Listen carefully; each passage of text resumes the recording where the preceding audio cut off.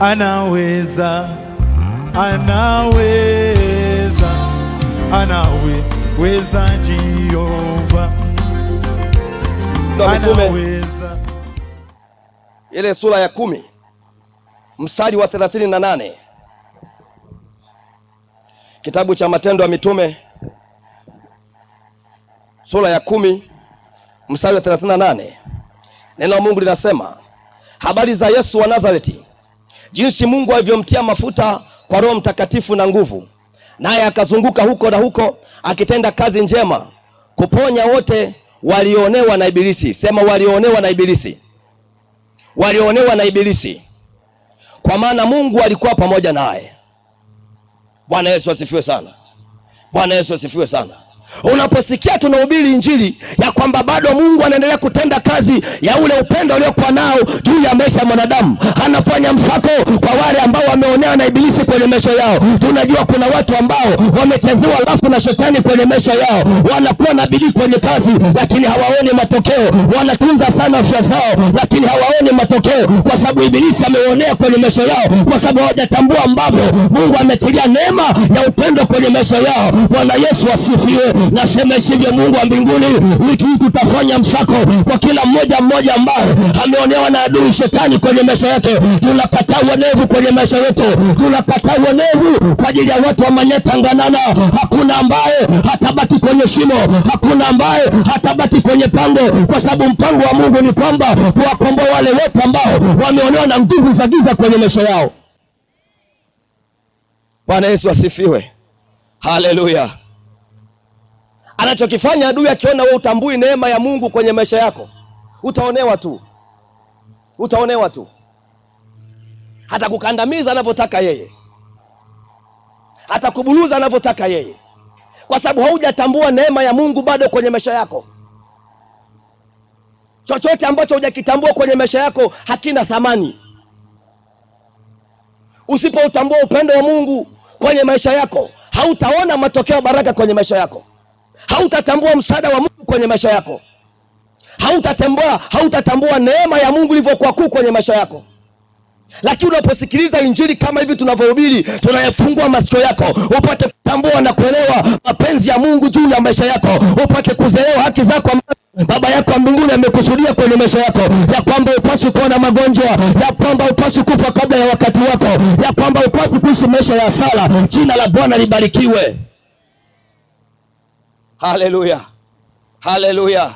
Haleluya. Leo tunahama kidogo, tunasonga mbele. Tunasonga mbele kidogo.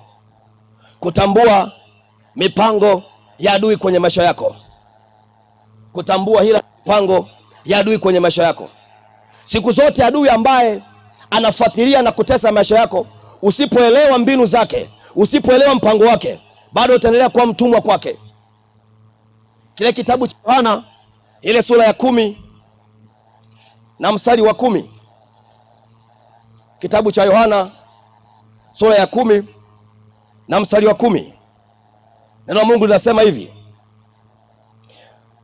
mwivi haji ili aibe na kuchinja na kuharibu. Mimi nalikuja ili wawe na uzima, kisha wawe nao tele. Bwana Yesu asifiwe sana. Bwana Yesu asifiwe sana. Jina la Bwana libarikiwe. Anasema mwizi haji ili aibe peke yake, lakini amekuja na misheni nyingine ya kuchinja na kuharibu, lakini ndani yake humo amebeba na mauti. Tunaona watu wengi kwenye maisha yao wanaanzisha vitu, lakini vile vitu havina matokeo, vinafia njiani. Wanakuwa na bidii kweli kweli, lakini kwa sababu hawajatambua mpango wa adui na anavyotenda kazi adui, wanaweka bidii, wanaamka mapema na asubuhi kwenda kazini kwenye kazi zao, lakini hawaoni matokeo, kwa sababu mpango wa adui ni kwamba anachinja, anaiba na kuharibu kwenye maisha yako. Bwana Yesu asifiwe. Lakini Yesu anasema ya kwamba mimi nimekuja ili muwe na uzima, lakini sio uzima tu, kisha muwe na uzima tele. Bwana Yesu asifiwe. Haleluya. Haleluya. Jana nilikwambia ya kwamba mambo ya rohoni hatuyashughulikii kwa jinsi ya mwilini. Mambo ya rohoni tunashughulika nayo kwa namna ya rohoni, lakini kuingia rohoni kuna taratibu zake. Ili kufanya vita katika roho, kuna namna ambayo unapaswa uweze kuelezwa, unapaswa uweze kufundishwa, ndipo unaweza kuwa na nguvu ya kuanza kupambana, ya kuweza kuwa mshindi katika roho. Anayekuingiza katika ulimwengu wa roho ni Yesu Kristo. Maana yeye unapompokea kwenye maisha yako, anapokuwa Bwana, anapokuwa Mwokozi, wewe unakuwa ndani yake na wewe unakuwa ndani yake. Bwana Yesu asifiwe. Ndipo ambapo anaachilia gia nyingine kubwa, anakupa Roho Mtakatifu ndani yake. Unaanza kushinda sasa vita vyako, unaanza kuyapiga mapepo, unaanza kuyapiga majini. Lakini kama una Yesu, bado utaendelea kuteseka na nguvu za giza. Na kupa shauri mtu anganana, sema ndio kwa Yesu leo, ili aanze kuyapigania maisha yako. Bwana Yesu asifiwe. Jesus. Kazi ya adui ni kuchinja, kuua na kuharibu. Ili uweze kumshinda, lazima uwe na nguvu kuliko yeye, lazima uwe na maarifa kuliko yeye. Maana katika ulimwengu huu ambao tunaishi, hakuna chochote ambacho kinafanyika na kuwa na matokeo kama hauna nguvu. Ndio maana wengine wanaona kwamba hawana uwezo wa kutafuta nguvu za Mungu, wanaenda kwa waganga kwa sababu kule ni kwepesi. Bwana Yesu asifiwe. Wanaenda kwa waganga kwa sababu ukifika pale unapewa kitu chapu bila kulipa gharama, lakini majuto yake ni makubwa. Unapokuja kwa Yesu, yeye ni Bwana wa mabwana. Anapokuja kwa Yesu, nira yake ni laini, mzigo wake ni mwepesi, wala hakuna majuto, wala huwezi kumaliza vibaya, na utafika mwisho kama vile ambavyo amekusudia. Jina la Bwana libarikiwe. Haleluya. Lazima uwe na nguvu. Kuna wengine wana waganga wao special. Wengine wapo Kigoma, wengine si Tanga, wengine si wako wapi. Nataka nikwambie mtu wa Mungu, wewe kataa waganga wa dunia, kwa sababu na wewe unazidiana viwango. Unapokuwa ndani ya Yesu, hakuna anayemzidi Yesu kiwango. Anapowatazama katika ulimwengu wa roho, yeye ndio mfalme wa falme, yeye ndio Bwana wa mabwana. Hakuna yeyote ambaye anakuwa juu yako, maana wote wanakuwa chini na yeye anakuwa juu. Hivyo hakuna nguvu ambayo itakayoweza kushinda na kuharibu maisha yako. Bwana Yesu atukuzwe. Ndio maana tunyamazi kuzieleza habari hizi. Tunafahamu uzuri wake na tunafahamu wapi ambapo tumeanza naye. Hajawahi kufanya kazi ya sala hata siku moja. Hajawahi kutuacha njiani hata siku moja. Pamoja na changamoto zote, bado anakuwa ni mwema kwetu, bado anakuwa ni baba kwetu, anaendelea kutufariji. Jina la Bwana libarikiwe. Wacha nikupe mfano huu, mwana wa Mungu.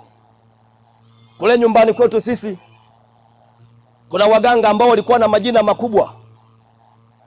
Kwa akitaka utajiri kwake, ana jogoo wake mkubwa wa kipepo. Huyo jogoo anachotewa mahindi, alafu unamweleza unachotaka kumweleza, anapewa ile jogoo. Ile jogoo akidonoa mahindi matano, utajiri wako utadumu miaka 5, na wewe baada hapo unakufa. Na baada zako zote zinafuata pamoja na wewe, hakuna kinachobaki. Lakini kuna mwingine ambaye hakavuma sana, alikuwa anaitwa Mwakipande. Huyo ulikuwa ukifika kwake, yeye hana jogoo. Yeye alikuwa anakuambia tunenda utafanikiwa. Na ukiondoka kweli baada ya muda mfupi unaanza kuona mafanikio. Lakini kilio chake baadaye kinakuwa ni kikubwa. Watoto wako wanaanza kuwa mazezeta. Ndugu zako wanaanza kufa mmoja baada mwingine. Mpaka unakuja kutambua kwamba ni kule ambako yeye kuchukua yale matakataka, ndugu zako wameisha. Nataka kwambie, ukija kwa Yesu, yeye hana mzigo wa kukutesa. Yeye hana mzigo ambao utaingia gharama kuja kuulilia tena baadaye. Maana baraka za kwake zina faraja. Maana baraka na heshima na utukufu zinatoka kwake, tena zisizo na majuto. Wengi wameingia kwa wepesi, lakini wakajikuta kwenye majuto makubwa kwenye maisha yao. Laiti wangelitambua mapema, wangesema ndio kwa Yesu, angewainua ngazi kwenda ngazi, angewainua utukufu hadi utukufu. Bwana Yesu asifiwe. Kwa sababu tunafahamu katika Biblia kwamba shetani hakutengeneza chochote. Dunia na vyote viujazavyo ni mali ya Bwana. Hao wengine wanaopata utajiri kwa waganga wa kienyeji, wanautolea wapi? Kama sio kwa baba yao shetani ambaye ni mwizi. Akaiba baraka kwa wana wa Mungu, alafu anapeleka kwa watu ambao sio wanyenyekevu na watii mbele za Bwana. Nataka nikwambie mtu wa Mungu, tutafanya msako mahali popote ambapo tumeibiwa. Tutakwenda kule baraka zetu, maana tumetambua shetani ni mwizi. Anaiba utajiri wetu, anaiba baraka zetu, anaiba amani yetu, anaiba furaha yetu. Lazima tupige kwa jina la Yesu. Bwana Yesu asifiwe. Jesus. Yeye ni mwizi, lakini pia ni muuaji. Yeye ni muuaji. Kuna watu wanakufa mapema, watu wanasema Bwana ametoa, Bwana ametoa, Bwana ametoa. Lakini kumbe unamkuta mtu anafanya kazi Kigoma kule. Haitakuwa kwako kwa jina la Yesu. Nasema itakuwa kwako kwa jina la Yesu. Kama tunavyosoma Biblia kwamba Yesu hakuwahi kuzika mtu. Wote waliokuwa wamekufa mbele ya Yesu walifufuliwa. Kama maisha yako kufufuliwa leo jioni, nasema chochote ambacho shetani ameingiza mkono wake wa mauti leo kitafufuliwa kwa jina la Yesu.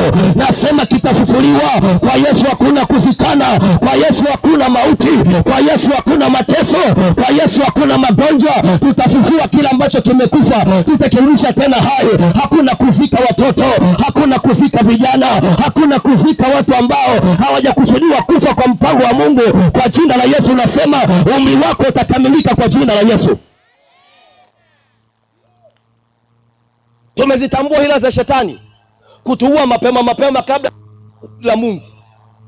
Sasa na sisi tumegoma, tumetambua kwamba huu ni uonevu. Tunakataa kwa jina la Yesu. Nasema tunakataa kwa jina la Yesu. Nasema tunakataa kufa mapema kwa jina la Yesu. Ndio maana kazi ya adui ni kuchinja, kuharibu na kuua. Shetani hana adabu. Shetani hana aibu. Umekopa kwenye vikoba uende ukafanya biashara yako na kaua, ambapo hata kajanza kuletea faida. Unaanza kuteseka na kufanya marejesho. Watu wanateseka. Watu wanalia. Hakuna tumaini, hakuna msaada kwao. Jioni ya leo nakupa shauri mtu wa Mungu, sema ndio kwa Yesu, ili awe msaada, ili awe baraka kwako, ili akufungue, ili apiganie na kutetea maisha yako. Usiendelee kuwa mtumwa, usikubali kuendelea kuonewa na nguvu za giza kwenye maisha yako, maana neema ya Bwana ni kubwa katika maisha yetu. Yeye alitupenda upeo, yeye alitupenda upeo. Nasema yeye alitupenda upeo, ndio maana kafa msalabani kwa kifo cha aibu kwa ajili yetu. Bwana Yesu apewe sifa. Hatutakubali uonevu wa adui kwenye maisha yetu. Tutazungumza ndio kwa kweli ili watu wafunguliwe. Kwa sababu kufunguliwa kunakuja kwamba wewe umelisikia neno la Mungu. Ukishalisikia likaingia kwenye moyo wako, imani kisha nyanyuka, Bwana lazima kutembelee kwa jina la Yesu. Naamini kwa hizi siku 5 ambazo tuko hapa, Mungu lazima afanye kitu kwa mtu anganana.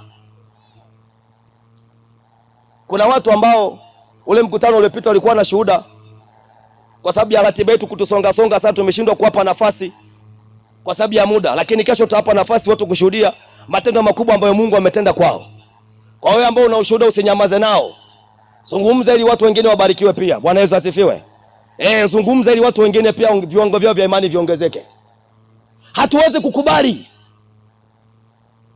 kwa sababu tumetambua mpango wa Mungu ya kwamba sisi tubarikiwe, ya kwamba sisi tufanikiwe. Lakini sababu ya kutokufanikiwa kwetu, tumetambua ni adui shetani, ambaye yeye amekaa kwenye njia za baraka zetu kwa mpango wa hila. Kwa sababu kazi yake yeye ni kuonea watu ambao hawana neema ya kufahamu kitu ambacho Mungu amefanya kwao. Na sisi tunakataa kwa jina la Yesu kuonewa na wale ambao hawafahamu. Ndio maana tunatangaza kwa jina la Yesu kwamba msalaba upo kwa ajili ya kukuponya, ya kwamba msalaba upo ili uweze kufunguliwa, ya kwamba msalaba upo ili Mungu arudishe baraka zako kwako, ya kwamba msalaba upo ili ubaki kwenye neema ambayo Mungu alikuwa amekupa. Bwana Yesu asifiwe. Hatuwezi kukubali watu tukaendelea kutembea kwenye giza wakati Mungu amechilia nuru kwenye maisha yetu. Nuru ya Bwana ipo. Ndio maana tuna ujasiri wa kuzungumza mbele za watu wengine. Nilikueleza siku ya kwanza kwamba wengine tulikuwa tumekataliwa, tulionekana tufai kwa namna yoyote. Tulikuwa hatufai. Kuna msemo mmoja anasema haufai si kwa kulumangia swala kwa mchuzi. Ndio tulikuwa sisi tulikataliwa. kwa sababu tulikuwa hatufai kwa namna yoyote. Ila Bwana akatambua ya kwamba hiki ni chombo changu, hakukiacha kiharibike, akaendelea kukifuatilia hatua kwa hatua. Mapenzi yake yakadhihirika kwangu, nikaona huyu ana upendo kuliko upendo wa wazazi wangu, nikaona huyu ananifaa kuliko ndugu zangu na wengine wote. Nikaamua kumpa maisha kwake, na tangu nimempa maisha sijawahi kujuta. Kila siku leo nazidi kuongezeka, nazidi kufanikiwa, na uona utukufu wa Bwana kwenye maisha yangu. Bwana Yesu asifiwe. Kuna watu wengine wamejikatia tamaa. Wanaona kwamba hakuna tumaini la kuweza kuvuka tena, hakuna tumaini la kuweza kutoka tena. Nakwambia mwana wa Mungu, ipo neema ya msalaba bado. Ipo neema ya msalaba bado.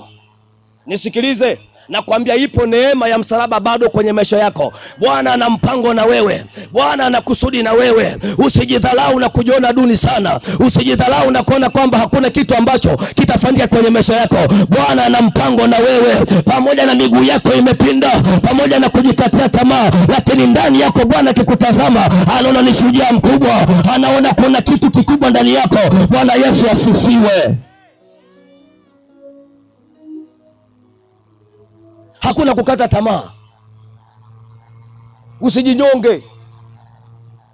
Usipange mpango wa kunywa sumu, kwa sababu Bwana bado ana mpango na wewe. Haijalishi njia ngumu ya namna gani ambayo unaipitia, haijalishi maisha yako na vikwazo vya namna gani, lakini bado Mungu ana mpango na wewe. Haijalishi umaskini ambao umekamata maisha yako kwa sasa, lakini nataka nikwambie bado Mungu ana mpango na wewe. Walikuwepo kina Paulo wasomi, lakini ilifika wakati wakaona elimu zao ni kama mavi, hazina maana yoyote. Bwana akabadilisha maisha yao kutoka kalia viti vya ofisini na kuingia mtaani kuhubiri Injili. Usijikatie tamaa kwa jina la Yesu. Nasema usijikatie tamaa kwa jina la Yesu. Walikuwepo kina Lazaro, waliokufa wamekaa kaburini wameoza, ndugu zao tumaini likapotea. Yesu anawazungumzia habari za kufufuka kwake. Wanasema tunajua atafufuka siku za mwisho na wafu wengine. Yesu akasema hapana, ninavyozungumza na wewe leo hii ndugu yenu mtakuwa naye mezani, mnapiga naye chakula cha pamoja. Bwana Yesu asifiwe. Kama wakina Lazaro warudisha tena kwenye uhai. Nataka nikwambie hata wewe pia Yesu atarudisha maisha yako tena kwenye uhai. Hata wewe ambaye umekata tamaa, Yesu atarudisha tena maisha yako kwenye uhai tena. Bwana Yesu asifiwe. Watu wamekata tamaa. Yule mama mjane analia, amepoteza mtoto wake huyo tu wa kiume. Wanaenda kuzika, wakakutana na Yesu njiani. Alikuwa ni huyo mmoja. Lakini Yesu kwa sababu ana upendo, ni wa huruma, akamwambia mama usilie. Mimi sinaga mpango wa kuzika watu. Mimi sinaga mpango wa kuaga na kwenda kuzika watu. Mwanao atakuwa hai. Akasema inawezekanaje? Akasema ili uone sasa jinsi ambavyo chuma cha mgala kinafanya kazi. Akasema kijana na kuamuru amka. Msiba ukaishia pale pale. Waliokuwa wamepanga 40 wakala hasara. Waliopanga wakale wali kwenye msiba wakala hasara. Yule mwana wa mjane akainuka. Nataka nikwambie Yesu atainua maisha yako tena kwa upya. Bwana Yesu atukuzwe. Kuna haja gani ya kukata tamaa mapema namna hii? Ndio kwanza asubuhi tumeanza. Mungu akihesabu watu wazako umepiga 5 katika 700. Bado lipo tumaini jipya. Bado lipo tumaini jipya. Sikiliza ushuhuda utakuwa baraka kwako. Kuna mchungaji mmoja anaenda kumuona huko Serengeti mkoa wa Mara. Yule mzee alikamatwa na kesi ya mauaji, akahukumiwa kunyongwa. Ni mchungaji sasa hivi. Tunaenda kumuona, anasema wanangu msilie, mimi natoka mwezi huu, sitanyongwa, natoka. Tunamwambia sasa mchungaji unatokaje wakati mahakama imesha kuhukumu kuvambia? Mimi natoka, naenda kukata shauri mbele za Bwana, kwa sababu kesi hii mimi nimesingiziwa na kwenda kukata shauri mbele za Bwana. Mimi ni masihi wake, mimi ni mtumishi wake. Haiwezekani nikahukumiwa kama wanavyohukumiwa wengine. Akaenda kwa pili mahakamani kwenye madhabahu ya Bwana, akamlilia Bwana, akamwambia Bwana, kumbuka nilivyotembea na wewe kwa uaminifu safari yangu yote ya maisha. Bwana akaligeuza ile shauri na yule mzee kesi yake ikafutwa, na sasa yuko mtaani anapiga injili, anatukuza jina la Bwana. Bwana Yesu apewe sifa. Hakuna haja kukata tamaa. Hakimu amegonga nyundo ya mwisho ukanyongwe.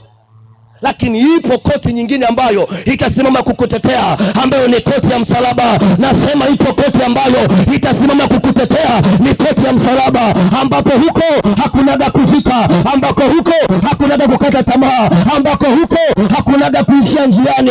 Lazima tung'ang'ane mbele za Bwana. Nataka nikwambie mtu wa Manyata Nganana, sema ndio kwa Yesu leo, ili aingilie kati maisha yako, ili kazi ya msalaba isiwe bure kwako. Jina la Bwana libarikiwe. Kuna mwingine nimeenda kumuona hospitalini, figo zote zimefeli. Ni mchungaji. Familia yake inalia, wanajua kwamba huyu wanazika kesho kutwa. Anaambia naona Bwana ananionyesha kanisa kubwa naenda kujenga. Madaktari wanasema haiwezekani. Wanahesabia siku. Wanahesabu siku. Lakini mchungaji yeye amelala kitandani, sisi tunamuonea huruma, afu yeye anaanza kutuchalaza injili. Ambia wanangu, Mungu yupo, mumuamini. Mimi nanyanyuka hapa. Sizikwi. Ndio kwanza naenda kujenga kanisa lingine. Tukamwambia baba, inawezekana? Yasema Bwana amesema na mimi. Sisi tukitazama nje tunaona kwamba kuna mauti, lakini macho yake ya ndani yanaona kwamba kuna uzima. Nataka nikwambie usikate tamaa. Bwana anakuwazia mema. Lipo tumaini tena, ule mti uliokatwa utakwenda kustawi tena. Lipo tumaini tena, ile mifupa mikavu itanyanyuka na kuwa jeshi kubwa. Bwana Yesu asifiwe. Au jasoma kwenye kitabu cha Hezekia, baada ya kuona kwamba mambo yamekuwa magumu, Mungu akamwambia nenda katengeneze mambo nyumbani mwako, maana utapona, utakufa. Yule jamaa akasema hapana, nafahamu taratibu za ulimwengu wa roho, na kata rufaa kwa jina la Yesu. Akageukia msalabani, akaanza kumkumbusha Bwana yale mema yote ambayo alikuwa ameyafanya. Alafu mwisho wa siku Bwana akaona iwezekani, akamgeuza yule nabii, akamwambia nenda kamwambia mtumishi wangu Hezekia hatakufa, nitamuongezea tena miaka mingine. Bwana Yesu asifiwe. Nasema kwa Yesu hakuna mpango wa kuzika, na yeye sema kwa Yesu hakuna mpango wa kupata makaburi. Nasema kwa Yesu hakuna mpango wa kutenga viwanja vya kuzikia. Sisi tutakuwa hai. Nasema sitakufa bali nitaishi, ili niasimulie matendo ya Bwana. Wacha kukata tamaa. Lipo tumaini kwa jina la Yesu. Nasema lipo tumaini tena. Wewe mama usilie, lipo tumaini tena. Bwana Yesu apewe sifa. Lipo tumaini kwa Yesu. Nasema lipo tumaini. Kuna wengine wamefika mahali wanaona ndugu amenikataa. Ndugu wana mpango na mimi. Nataka nikwambie, mwanadamu upendo wake ni wa muda tu. Mwanadamu upendo wake ni wa muda tu. Ukifika wakati atakuchoka, atakuacha, utaenda peke yako. Lakini sio kwa Yesu jinsi ambavyo alivyo. Biblia yangu inaeleza kwamba nijapopita katika bonde la uvuli wa mauti, anasema sitaogopa, kwa sababu gongo lake na fimbo yako iko pamoja na mimi. Ataniongoza nitafika ng'ambo, kwa sababu yeye si kama wanadamu, ambapo wanadamu mambo yakiwa magumu wanakuacha uende mwenyewe. Yeye hawezi kukuacha uende mwenyewe. Atasonga na wewe, hata kama ni kwenye tope, hata kama ni kwenye maji, hata kama ni kwenye milima. Hakuachi peke yako, anakuwekea four wheel driver ili uweze kupanda milima, ili uweze kupita katika makorongo, ili uweze kupita katika mashimo, ili uone wema wa Bwana, ili watoto wako waje wasimulie matendo ya Bwana katika maisha yao. Nataka nikwambie ya kwamba Yesu si kama wanadamu. Yesu si kama mjomba wako. Yesu si kama ndugu zako. Yesu si kama wanadamu wengine. Hana mpango wa kukuacha, hana mpango wa kuzika, hana mpango wa kukuacha peke yako. Utaenda pamoja naye. Jina la Bwana libarikiwe. Umeweka tumaini kwa watu kwamba sasa hao wameniacha, nafanyaje? Sikiliza injili. Sikiliza injili. Waache waende. Yesu haendi, yuko pamoja na wewe. Maana agano lake la milele kwamba sitakuacha mpaka ukamilifu wa nini? Ukamilifu wa dahari. Ina maana sitakuacha hata milele na milele. Bwana Yesu asifiwe. Wewe mmoja utakuwa shahidi hapa. Wazazi wako ulipozaliwa walikukumbatia kwa mapenzi makubwa. Ulipoanza kukua ukawa mzito, wakaanza kukukataa. Ulipoongezeka ukaenda shule, wakaanza kukutandika na viboko. Ulipokuwa mtu mzima, wakasema nenda kujua ambavyo alivyo Yesu. Yesu hakuachi. Yeye hata wewe umekuwa mzito, yeye hata ona umekuwa mzigo, hata kukumbatia, hata kubeba, hata kuacha njiani. Bwana Yesu asifiwe. Tena ushindwe kabisa kuweka tumaini kwa wanadamu. Ukome kabisa.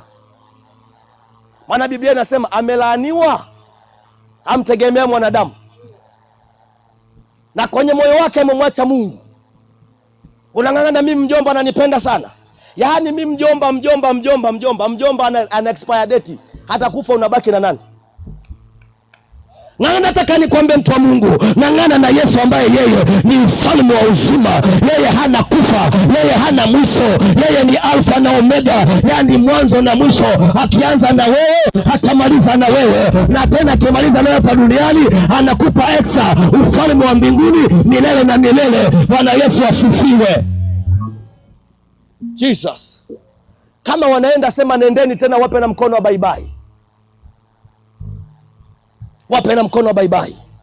Waambie kweli tunaona ngambo ya pili. Lakini ukikuta ngambo ya pili, Yesu amekupiga blashi, unang'aa kama buti la mwanajeshi, umeng'aa kama vile ambavyo umekuloweka kwenye blue band, yani umetokelezea, wanashindwa kuelewa. Ndio huyu tulimuacha kule Nganana, amepauka kama mwogo wa kuchoma. Ndio huyu tulimuacha kule, amekondeana kama mtu mwenye VVU, wanashindwa kupata majibu. Lakini ukikutazama ni kweli ndio wewe, lakini umefikaje ulipo? Tunasema ni Bwana, wema wake hujatuacha, tunasema ni Bwana, upendo wake hujatupungukia, tunasema ni Bwana, neema yake ni kubwa kwetu. Bwana Yesu asifiwe. Jesus. Hallelujah. Hallelujah. Wanakuacha hapa umepauka, hauna hata hela ya kununulia mafuta ya Vaseline. Wanakutana na ngambo ya pili, umevaa wanchoma unanata namna hii. Hallelujah. Hallelujah. Tunasema huyo ni Bwana, tunasema huyo ni Bwana, tunasema huyo ni Bwana. Hata kama ulikukatia tamaa, walikuacha mahali pagumu uangamie, lakini wema wa Bwana umekuzunguka, lakini wema wa Bwana umekuwa pamoja na wewe. Usikate tamaa, mwana wa Mungu, ng'ang'ana kwa Yesu, maana yeye ndiye mwenye upendo wa kweli.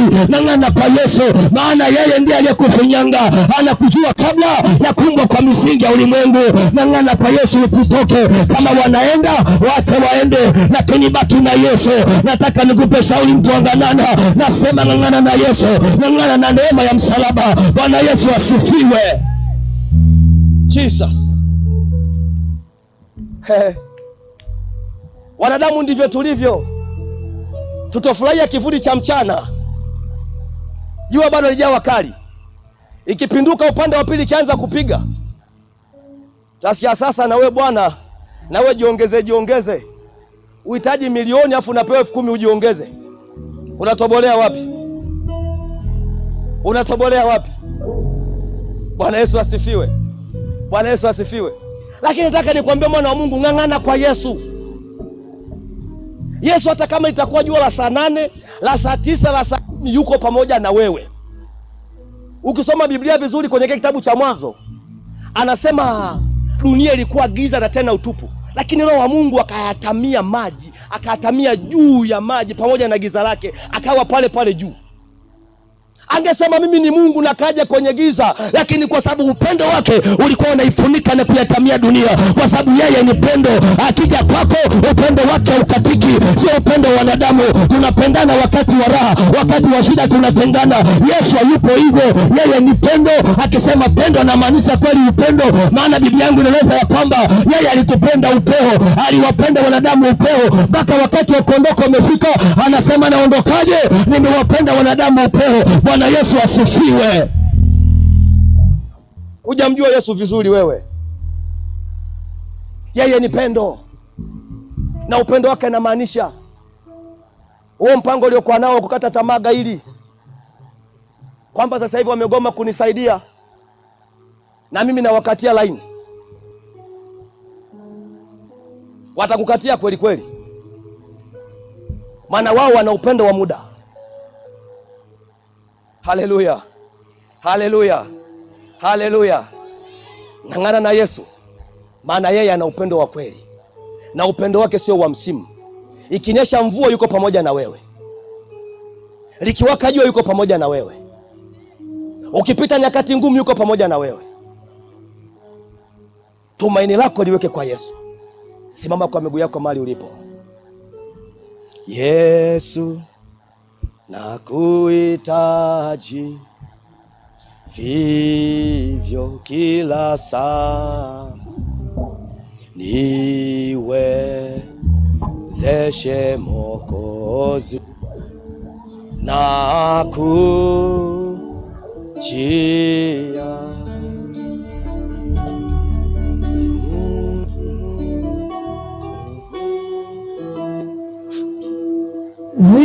Vivyo kila saa, niwezeshe Mwokozi, nakujia. Bwana Yesu,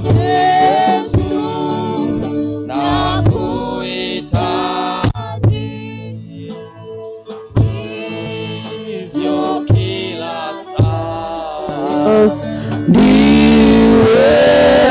niwezeshe Mwokozi, nakujia.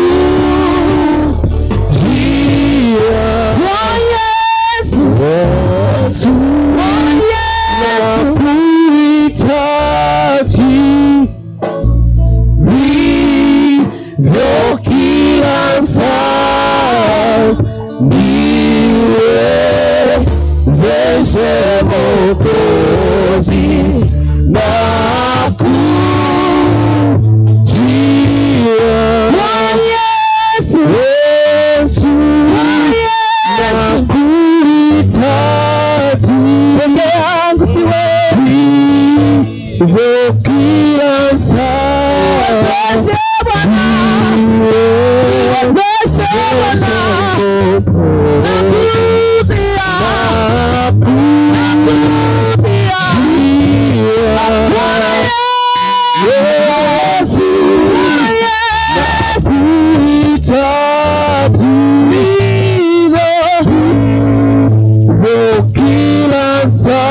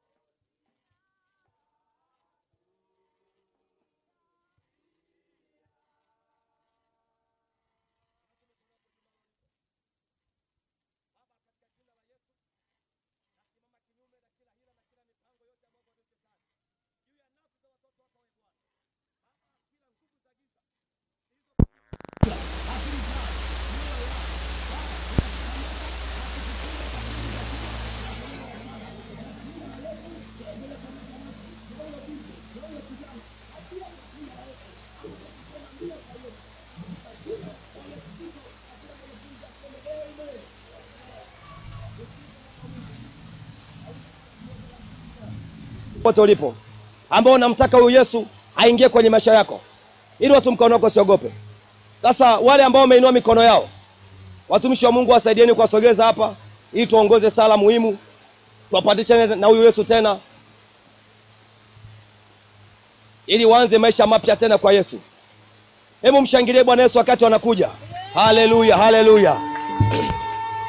Haleluya, haleluya, haleluya. Njoo tu kwa Yesu, usiogope. Yesu, ule wimbo wetu Yesu nakuhitaji.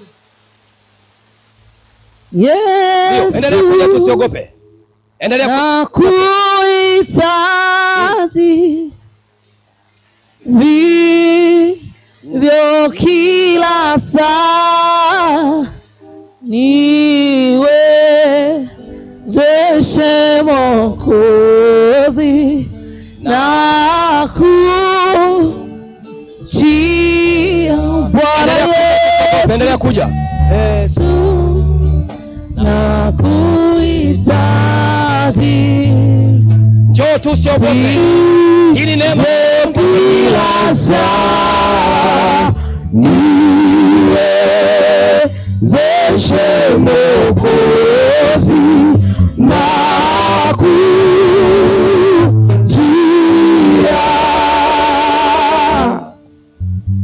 Ninyi ambao mmekuja hapa mbele, inueni tu mikono juu.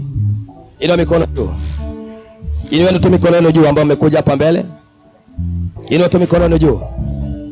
Na wewe ambaye unasikia sauti yuko nyumbani, umekaa sebuleni kwako, unakunywa kahawa, unaangalia TV, lakini sauti hii inafika.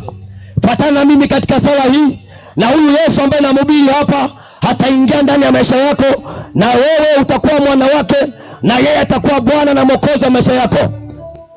Fuata sala hii nitakao nakwambia.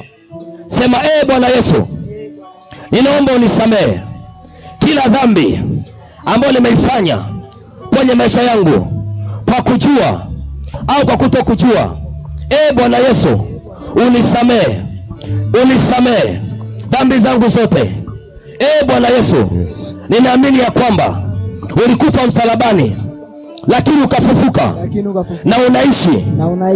Bwana Yesu, lifute jina langu kwenye kitabu cha hukumu, na uliandike kwa upya kwenye kitabu cha uzima milele. Bwana Yesu, ninamkataa shetani na kazi zake zote na mambo yake yote. Ingia ndani yangu kwa upya tena, kwa uweza wa Roho Mtakatifu. Nipe neema ya kudumu kwako. Dhambi sinishinde, majaribu yasinishinde, uovu usinishinde, katika jina la Yesu, katika jina la Yesu, katika jina la Yesu, katika jina la Yesu, katika jina la Yesu. Baba, katika jina la Yesu, inaomba neema yako na baraka zako juu ya watoto wako Bwana.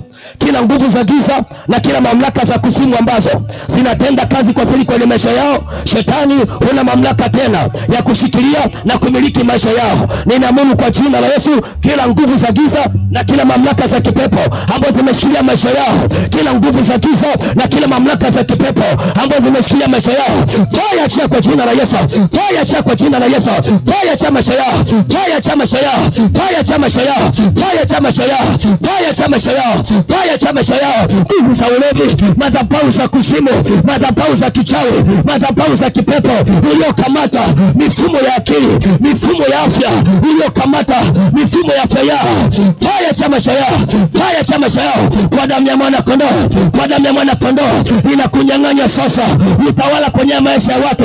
Una mamlaka tena, fire cha kwa jina la Yesu. Hebu weka mkono tumboni kwa binti hapa.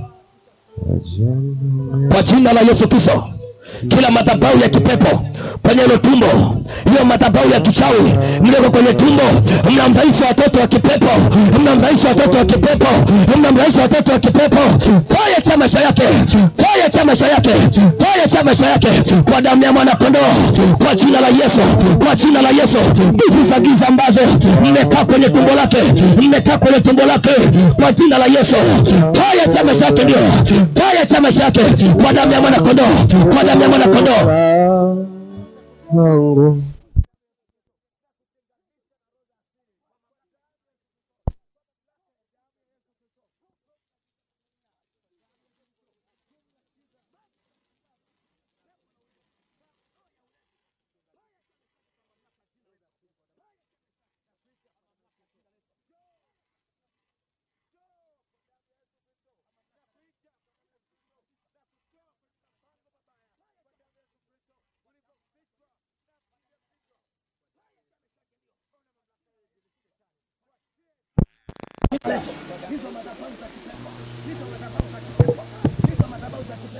Mizo kuandikiza kwenye tumbo lake, mizo kuandikiza kwenye tumbo lake, fire cha maisha yake, ndio fire cha maisha yake, kwa jina la Yesu, fire cha maisha yake, fire cha maisha yake, kwa damu ya mwana kondoo, fire cha maisha yake, kwa mamlaka ya jina la Yesu.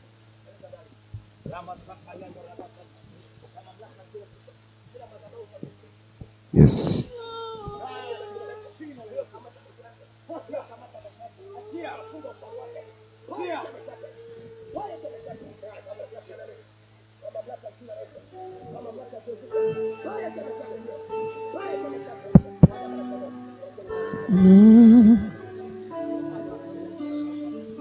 Jehova. Bwana Yesu, nabariki watoto wako wewe Bwana. Watunze, walinde mikononi mwako, wakawe salama kwa utukufu wa jina lako wewe Bwana. Fanyika Baba katika maisha yao. Wasaidie Bwana kutembea katika njia hii yenye majaribu na vikwazo vingi. Uaminifu wako na uwepo wako Bwana ukazidi kujifunua na kuonekana katika maisha yao. katika jina la Yesu Kristo ninaofunika katika damu ya Yesu Kristo. Amen. Wewe ambaye umekaa kwenye kiti chako cha baraka huko, simama tu kwa miguu yako, inua mikono yako juu. Inua mikono yako juu. Sema, Bwana Yesu, kila uonevu wa nguvu za giza kwenye maisha yangu ninaukataa kwa jina la Yesu. Kwa jina la Yesu. Kwa jina la Yesu. Mapepo yote yanayonionea na kunifanya mtumwa wao ninayateketeza kwa moto wa Yesu kuanzia sasa. Kwa jina la Yesu. Kwa jina la Yesu. Kwa jina la Yesu. Kwa jina la Yesu. Kwa jina la Yesu. Kwa jina la Yesu. Endelea kuomba, ndio endelea kuomba kwa mamlaka jina la Yesu. Kila utawala wa kipepo kwenye maisha yako, kila utawala nguvu za giza kwenye maisha yako, kila nguvu za giza, kila uonevu wa kipepo juu ya maisha yako, inaachilia moto lao, inaachilia moto lao, inaachilia moto lao, inaachilia moto lao, inaachilia moto lao, inaachilia moto lao, inaachilia moto lao kwa jina la Yesu. Kwa jina la Yesu. Kwa jina la Yesu. Inaachilia moto lao. Nguvu zote za giza kwenye tumbo lako, kwenye afya yako, kwenye ufahamu wako, inaamuru kwa jina la Yesu. Toweka kuanzia sasa. Toweka kuanzia sasa. Toweka kuanzia sasa. Toweka kuanzia sasa kwa mamlaka jina la Yesu. Kwa mamlaka jina la Yesu. Kwa mamlaka jina la Yesu. Katika jina la Yesu Kristo, na kila mwenye pumzi aseme amen. Amen. Shangilia Bwana Yesu kwa makofi yako tena. Haleluya. Haleluya. Haleluya. Haleluya. Haleluya. Kesho tutaendelea tena na operation. Kesho tutaombea mtu mmoja baada mwingine ili kufichua nguvu za giza ambazo zimejificha kwa muda mrefu ndani yako. Ninamwamini Mungu hautabaki kama jinsi ambavyo ulivyo, na Mungu akubariki sana. Mchungaji mwenyeji, karibu.